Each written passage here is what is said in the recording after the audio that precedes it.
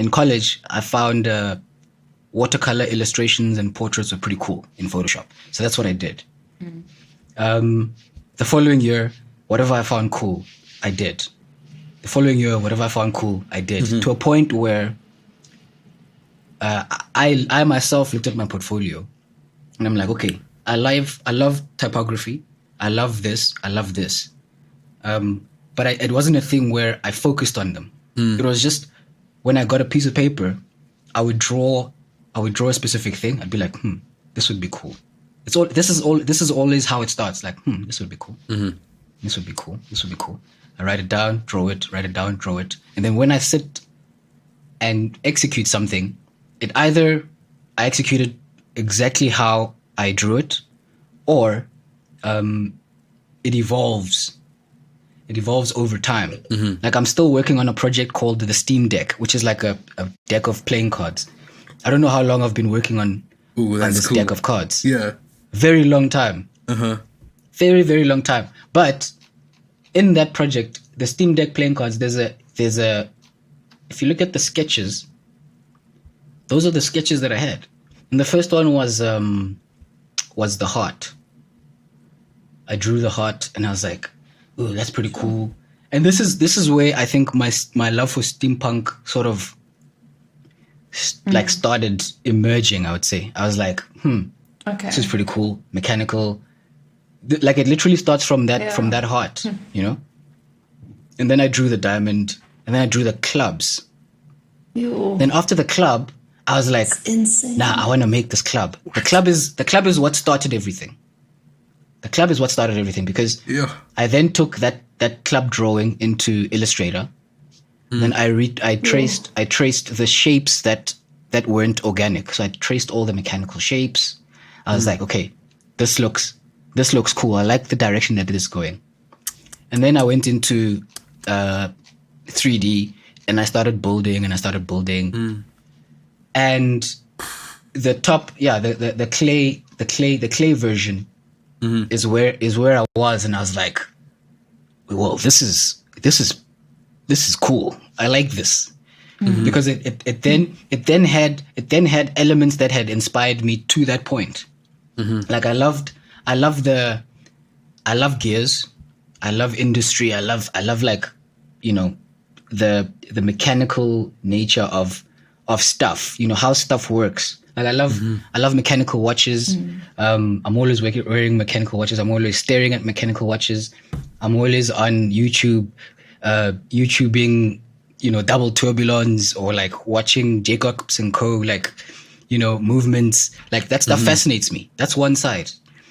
Another side are these floral shapes, you know, that are unique to the Baroque and Rococo era, where it's like they're part of like an architectural base in that time.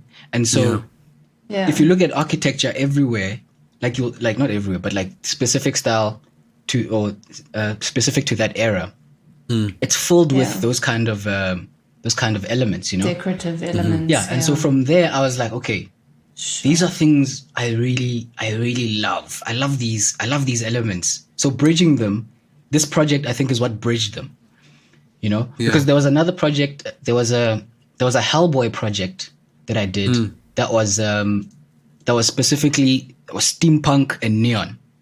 I'm gonna before the Hellboy one, it was like a lot of neon stuff, and doing neon made me fall in love with typography, and like made me fall in love with light and like different dynamic lighting option. Like that made me fall in love with type, basically. And then experimenting further meant that, okay, how do I then make neon cooler than it currently is right now? It's like I did so many cool experiments, man. But like on paper, I didn't need to go ham, you know. I just needed to do little illustrations here and there, and then before I went any further, like I had the Photoshop one. I think it's my most famous project. It's like a let me try and find it. But it's like it's the Photoshop icon, and then I just took that and created it in this neon style with like what's the word? Where is it? Here it is. So, are any of these works on your website? Do you do a lot of like fun concept work that's not real clients, or all of these actual pieces? A lot of it, because the Photoshop didn't want me to do that. You know what I mean? That was something I wanted to do because I thought that was cool. Because I look at that icon every day.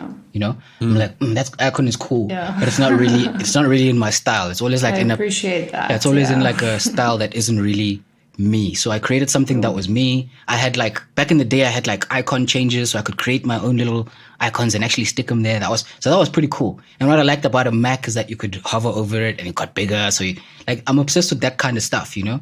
And so that's what got me clients. So Adobe, like because of that, the good work, the fun work. Yeah, but because of that, like I started getting more traction on my Behance, and people started seeing the kind of stuff that I was doing, and then I started getting like online articles and like that kind of stuff, and that kind of stuff like spread quite hectically, you know, back in the day, and so. And I think, Katt, you actually sharing a very valuable piece of insight and advice there that I just want to pause on and make sure people actually realize, you know, which is when we think about building a portfolio, we always just think about showing what we've already done for existing clients. But what you said you did, you literally went to go find things that you're passionate about. You put the time in to craft them, to create these beautiful pieces for your portfolio, to basically curate the portfolio of the clients and clientele of work that you want to attract. Because if we all just post the work we get paid to do, then we usually attract pretty shit clients. or the work you're posting. You know what I mean? Like, hey, exactly, you're pretty good at the things we're seeing. Yes. Please do the things you're seeing for us. You know what I mean? Yeah. So, which is funny. So if you look at this Photoshop icon, right? I've pasted something in the chat, which is from the client Adobe, and oof, yeah. we work together compared to your other work on this. Wow. You know what I mean? Yeah. So it's like this is the kind of work I want to do for Adobe. I want to do work that is in my style. It's like, okay, we can see your style. We like it. Here's a project that works in that style. It's like, hey, that's cool. Here we go. And then it's the first time you work with Adobe. You meet the clientele. You meet the clients, and they're like, okay, you form a relationship, and then from there you're like, okay, here I am. You're in the system, and then moving forward. That's the vibe.